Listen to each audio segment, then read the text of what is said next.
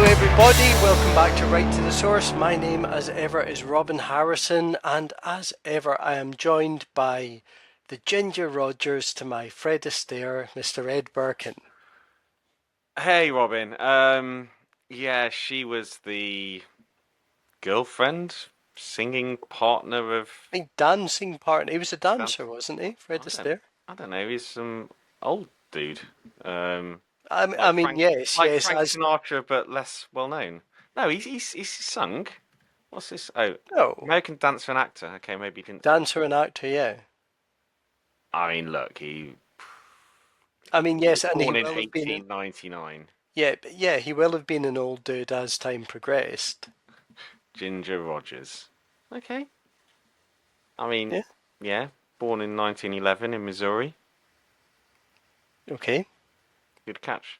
Um, okay, I mean, I don't really have much on that, so let's talk about gambling. okay. She's not That's actually ginger.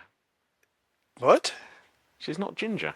That's just flagrant false advertising, isn't it? Well, I mean, they're mainly black and white pictures, given how old she was, but She must. When did she? maybe she dyed her hair. There's some Uh, gingery blonde. Yeah, maybe she is. It's difficult to know. hmm. But that actually seems to be a really effective way of getting to the point, doesn't it? What, have someone I've never heard of? I mean, we haven't gone down talking about their clothing line or anything like that, so. Go No, on, we haven't. anyway, we're going to get distracted. Yeah. Let's not get We haven't been distracted. around for a while, and I think our legions of fans are wanting some gambling data. Yeah. The source heads or something. That's no, that's Source heads. Okay. source heads. Source Yeah. heads. Okay. We could go with that. Source heads. Welcome, You know, source heads, to another edition. it's going to be really disappointing when no one ever brings that up because no one is listening. Well, if you stop pretending you were too busy to send across the logo, I could get merchandise made and we could get source heads caps. That feels like a slippery Think slope, but about it. okay. Okay. Okay. Okay. But let's talk about gambling. Only Okay. 3 minutes in, we're doing well. So, obviously, big news this week is the ECJ ruling, which came out yesterday. And boiling it all down, like the first ruling Well, was. hang on. Just for context, for our listeners, when Robin says yesterday, that's based on when this is recorded. So it's Yeah, probably about 2 weeks ago. so that would be on Thursday, the 16th of April. That is our yesterday. This podcast is a fixed moment in time.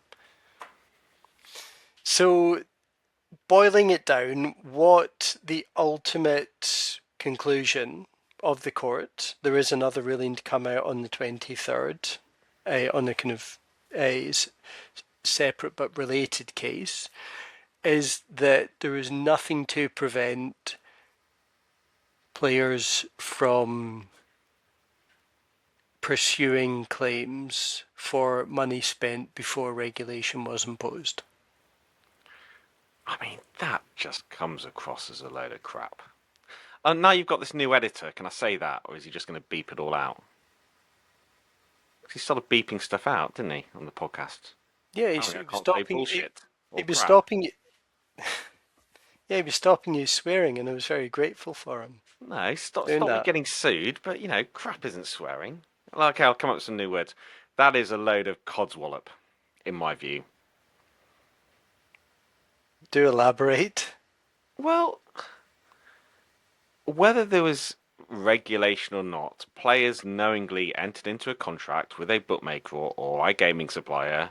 Some of them won money, some of them lost money, and now they're just trying to find a loophole.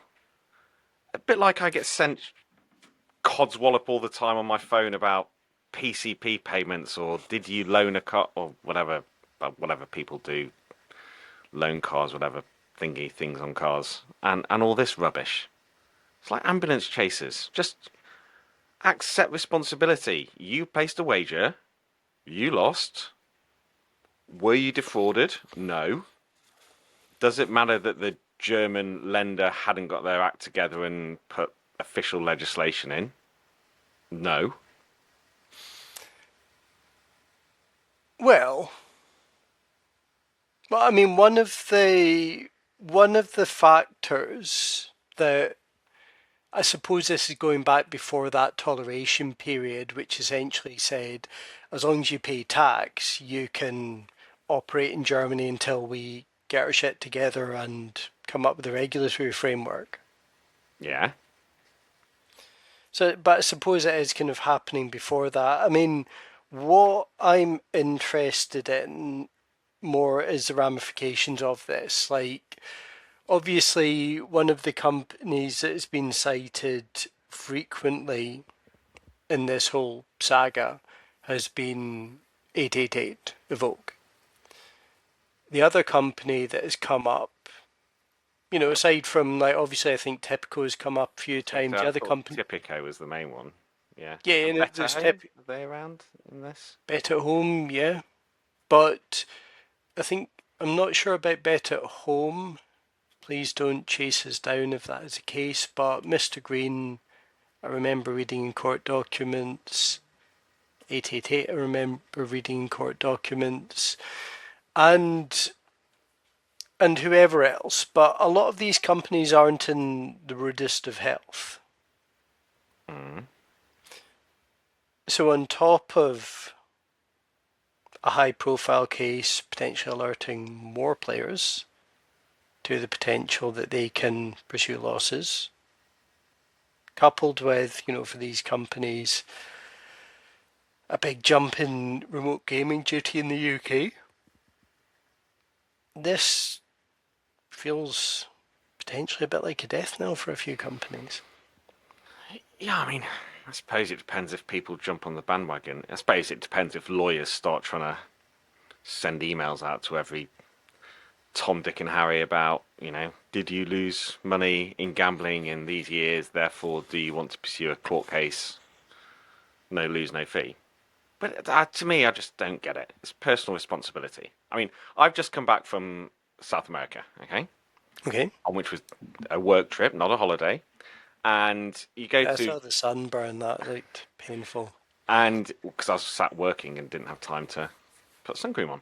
Okay. Colombia, everything says, you know, high fat, high calories, high salt, high sugar, all of that stuff. Now, I've not seen those warnings on pints of Guinness. Should I sue Guinness just because I'm putting on weight? No. I know it seems a bit of a stretched analogy, but it's just as ridiculous. You could drink less I Guinness. I could do, and I could do more exercise. But the point is, these people could have not gambled. You know, it's I mean, I think it's it's an interesting one because obviously they have the freedom to gamble, yeah, and if they have an element of personal choice, because ultimately look at enforcement against illegal market today. Like it is an active choice to play with an unlicensed site, hmm whether in a regulated market or not. So there is. for some people, our surveys show that actually a lot of people don't know the difference between regulated and unregulated sites. So for some people, it's not an active choice. Do you feel that that would support or detract from this whole player losses argument? Because for example, if someone played on a site, lost a load of money, and then later in years later was suddenly made aware that there was essentially a whole process to regulate, they might think, holy shit, I've been gambling illegally. Well, I don't think it makes a difference. I think whether it is a legal or illegal site, if the operator is doing something untoward, Mm-hmm. defrauding the customer, something like that, then they should be punished and there should be recourse for the customer, whether it's legal or not. So I was in Chile, okay, and 60% of people we surveyed in Chile Mm-hmm. said they only use licensed online operators. Now, the only Right. licensed online operators are Paya Chilena, the lottery, yeah, Yep. which has their share of the online sports betting and gaming market is 0.6%, and Wow. Teletrack, which is the horse racing, and they're about 1%. Okay, Mm-hmm. Now, why do they think they're using licensed operators? Because Betano, Yogabet, Rohabet, they advertise on TV. They've got shirt sponsorships. Hmm. So for anyone who's there, then they go, well, of course they're licensed. I mean, why would the government let them advertise to me on TV if they weren't? But if you have Betano, which is, as far as I'm concerned, a very well run company that operates fairly from everything I've seen, Yeah. I don't really see if they're doing a fair contract with a player and the player loses money to them, just because they don't have a license in Chile, which isn't available at the moment, I don't see how that means players should be able to recoup their losses. I mean, is there much difference between Patano in December 24 and Jan 25 in December in how they operate with customers? Yes, they are licensed or unlicensed, but if they haven't done anything differently in terms of being untoward towards the customer, why? Yeah. This is sort of the challenging bit. I mean, like, if the player could conceivably prove that something was demonstrably unfair, yeah, fair enough. Maybe there's a bit of a case there.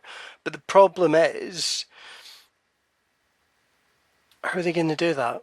That also puts the burden of proof on the individual over the company, which Well, you could as argue it is should pretty.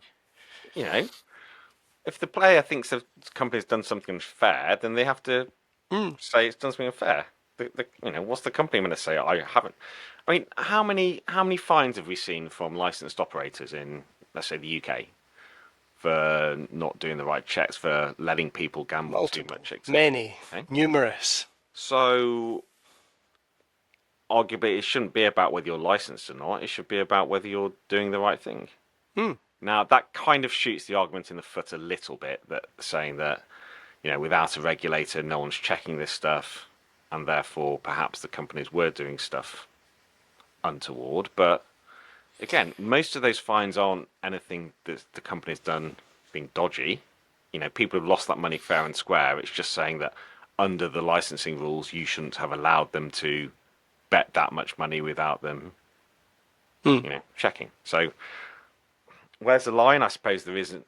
I've kind of taught myself into saying I do see an argument on it in some way, but my general view is people need personal responsibility, and just moaning because they didn't have a license that you lost money, I don't think is right. No, and it feels like the kind of thing it's going to be very difficult to replicate anywhere else because there's no kind of overarching body similar to the EU and the ECJ. So it's not something that can be really repeated. But I suppose the other thing is it's these companies that they're going after are visible, have on balance of probability probably treated them entirely fairly. Yeah, It's the and companies that continue to operate illegally that are really the ones that it's like it's yeah, I the agree. usual thing. It's again you see a kind of like regulated, regulated or at least well structured industry that's visible, that's licensed in multiple markets, that broadly speaking, let's face it, just gets done over again. But also, I can't really see anything happening because let's say that there's a class action and then they Mm. try and go after the company that's inevitably based in Malta. The Maltese will say, you can't do that, you have no jurisdiction. Even if that gets overturned, and they do, then they have so many different operating companies and legal entities, then you can just shift assets out of one of them into another while this whole thing's ongoing, as long as it's probably made to look like it's not doing it to avoid the court case, and then suddenly the one that's getting claims for doesn't exist or it's going to bankrupt. I don't know. I mean, I've seen rumours that some companies have done that already. So I get how it could be an issue, but I think the reality is that, you know, if we get our if our re-signing on fee at the end of the year is big enough to make us both want to continue this, Yeah. and for the next 3 years, then we may be talking about something happening then. I don't see it being a short-term thing. No. No. And then there's another ruling next week, which has a bit more of a direct impact on Malta's Bill 55, Article 56A. You do realise the way you keep saying next week means you're going to have to actually do some stuff this weekend and get this out. I'm not doing stuff this weekend. I work very hard and I do a lot of things. I do this podcast as a side passion project. Well, I keep telling you it doesn't need editing anyway. Just get it out. It's all gold. There's podcasts that would just, if they took the clippings of our podcast from the floor and put that together, it would still be better than their podcast. There you go. I've said it. Which podcast are you thinking in particular? I don't know. I don't listen to podcasts.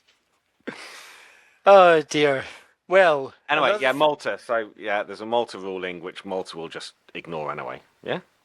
well, I don't think I'll ignore it, but I think it is quite interesting that all this it is pushing things towards some sort of overarching European framework. Whether people want that, whether that will actually come together, I think there are people that are starting to come out and say we need some sort of set, like at least skeleton structure for rulemaking around gambling. Wow, this sounds like 2010. I know, Nothing will happen. It is I know, literally glacial. I know. Speaking of glaciers, I watched a David Attenborough film on the plane. Documentary. Yeah, documentary. The film, you wouldn't call it a film, would you? Yeah. Well, I don't know. It was his. It was his like. It was less a documentary. It was more his. What do you say? He called it his witness statement of life and nature. Okay. Anyway, that was talking about glaciers melting. A little sidetrack. Okay. Fun So fact. you watched a program about glaciers. And other stuff. Do you know Okay. that Costa Rica used to be 3/4 full of rainforest, and then about, let's just say 30 years ago, can't remember, it was down to only a quarter covered. And since then, they've now got it back up to half covered. And it was talking about how it can regenerate and the things that can be done.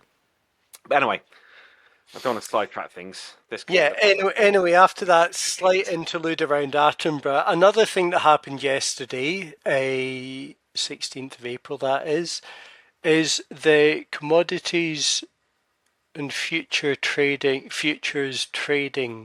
Commission Chairman Michael Selig, joke. Yeah. all right, appeared at was it the House Committee of Agriculture hearing? Yeah, well, I mean, look, poor lad. He's defending the rights of American citizens to be able to hedge against real-world problems. I mean, Like, $113 million of volume was traded on Bad Bunny's first song in the Super Bowl. Like, this is serious stuff. This is, you know, well, yeah, this and is people it. need I it to hedge mean, against weather. For farmers. I mean, this and bad.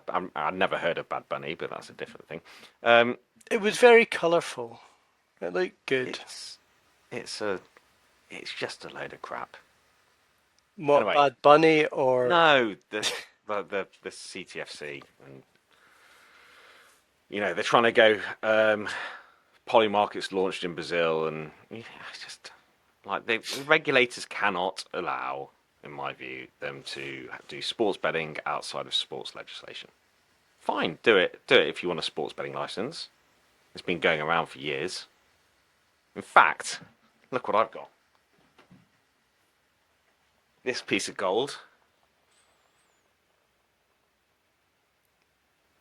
Betfair Group PLC from Barclays Capital. 1st of December 2010. What? A prediction market before 2024? Oh my god. Yeah. They've been Yeah, I around mean, years. yeah, This is look, nothing new. that argument has been levelled against the prediction sector multiple times. And honestly, Mark Davis, who was obviously one of the early guys at Betfair, we quoted him recently, and from his side, it's this we literally did all this. Yeah.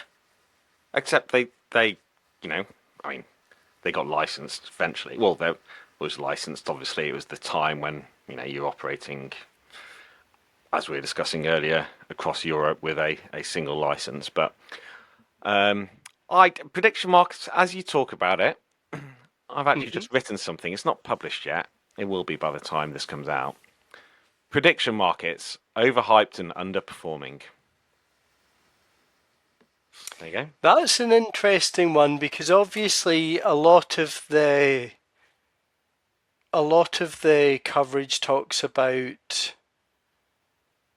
Well, I mean, less really the performance, actually, more about the valuations of these companies, which are skyrocketing.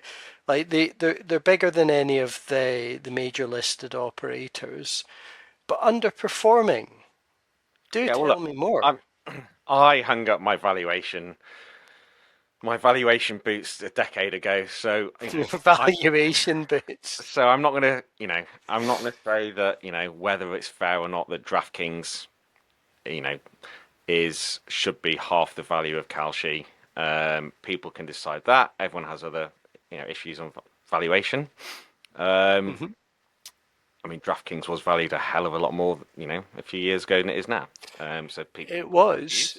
But yes, but never underperforming. mind the valuation piece. What Okay. you said there, underperforming. Okay. So let's look Please at the Super Bowl. elaborate.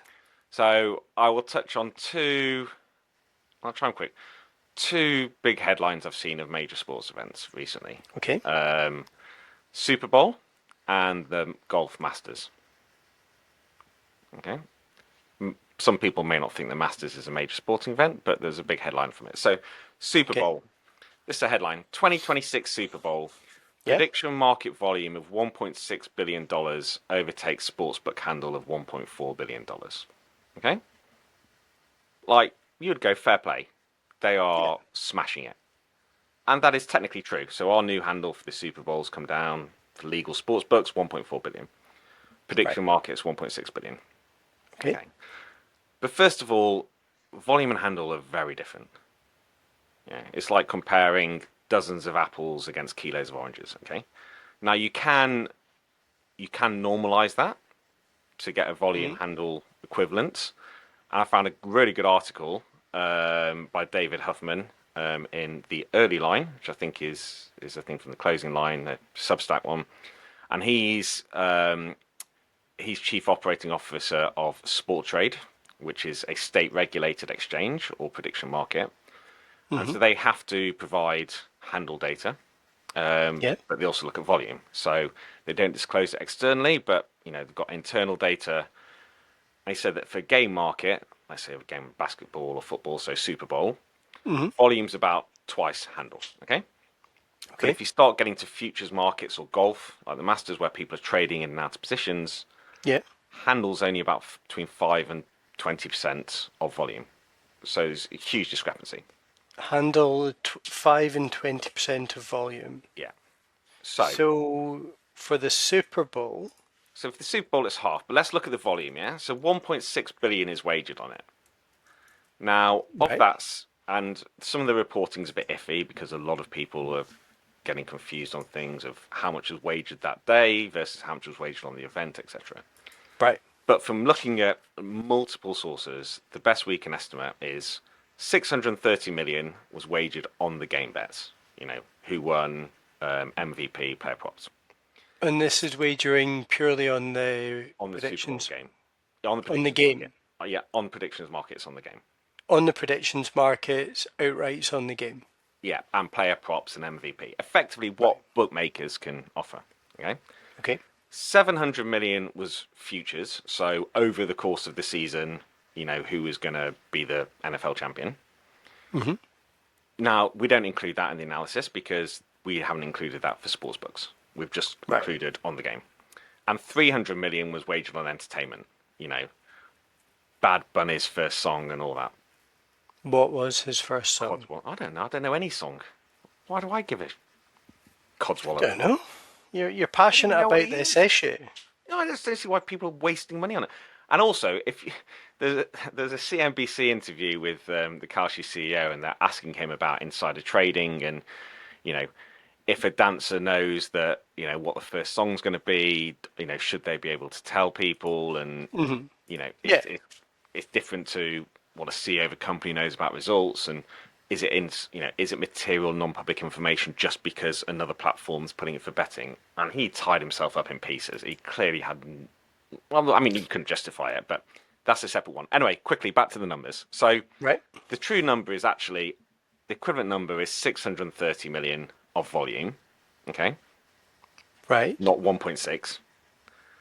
So you look at that as equivalent of handle, and that's 317 million, which again seems, against 1.4. So they're not bigger than the sports books, but it's still reasonable share. Hmm. Yet, let's go one step further. Okay, Okay. they operate in all 50 states. Yeah. Sports books don't have access to 35% of the US population, similar number on GDP. And this is even including Florida as being legal. So, you know, even if it's only Hard Rock. Hmm. Now, you've got to think that when you can operate in a market where there is no legal sportsbook competition, you will generate more revenues from that market. Yeah? Prediction markets have to be generating more revenues in California where there's no legal competition than New York. In theory, yes. Yeah. How much more? We've got, I don't know, two to five times. So let's say 3.5 times. So we've then said, right, 65% of their revenues probably comes from markets where there's no competition.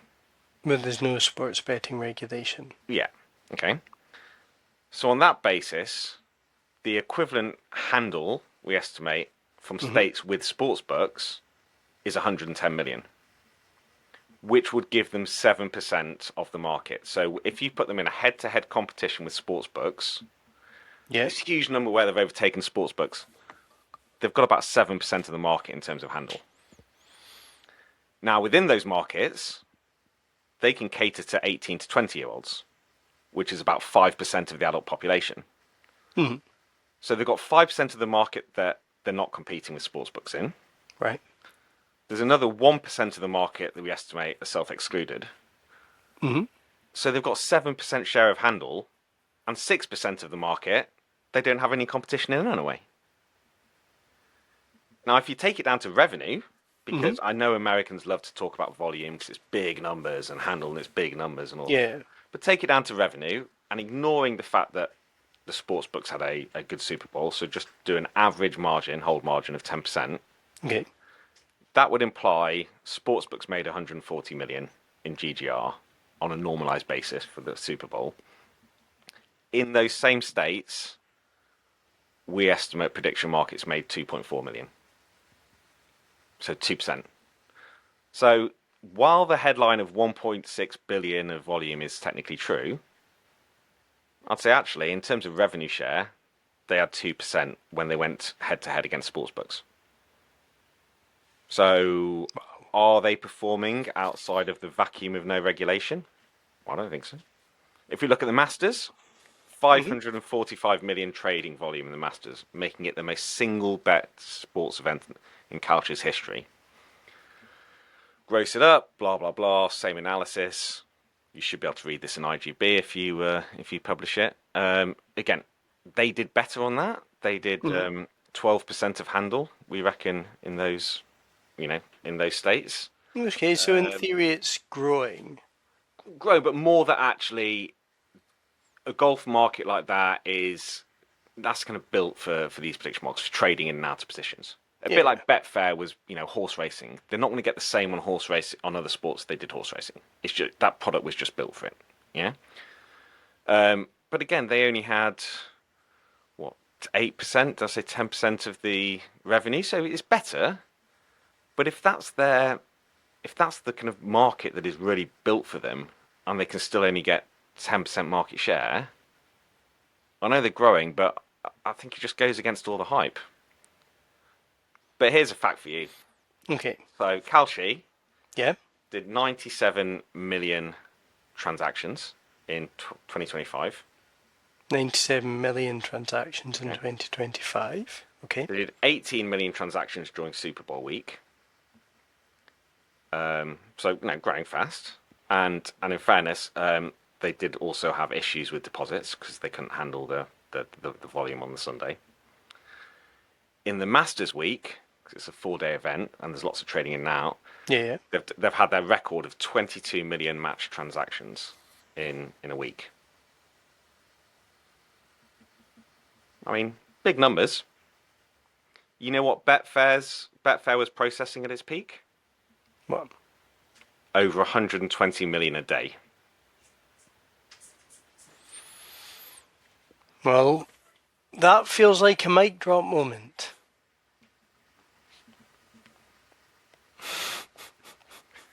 If there's anyone out there who thinks that history repeats itself, look at Betfair, because guess what? Prediction markets aren't new. If And you want to that, go further back, oh no. Yeah, look at Harlem in 1637. Don't know what that is. I'll let people look it up. That's me done. Prediction markets overhyped, underperforming. see, Not I had anything of so value. many good kind of mic drop moments to let me kind of end it on, but then you just kept embellishing. You need to learn the value of restraint, Ed. Well, you could edit it so I sound good, or you could leave it at that. I think we leave it at that. You don't know what happened in 1637, do you? No, I don't. That's why you don't realise it's a mic drop. On that note, thanks for listening. Yeah, thank you very much, everyone. Next week, we will try not to talk about prediction markets. I'm aware we have talked about them a lot. We will try and expand what we discuss when Ed, between Ed's holidays, obviously. Where are you off to next week, Ed? Latvia, Amsterdam, Poland. All work. If anyone's going to the Economic Congress in Krakowicz, somewhere in Poland, please give me a shout. We'll be back next week.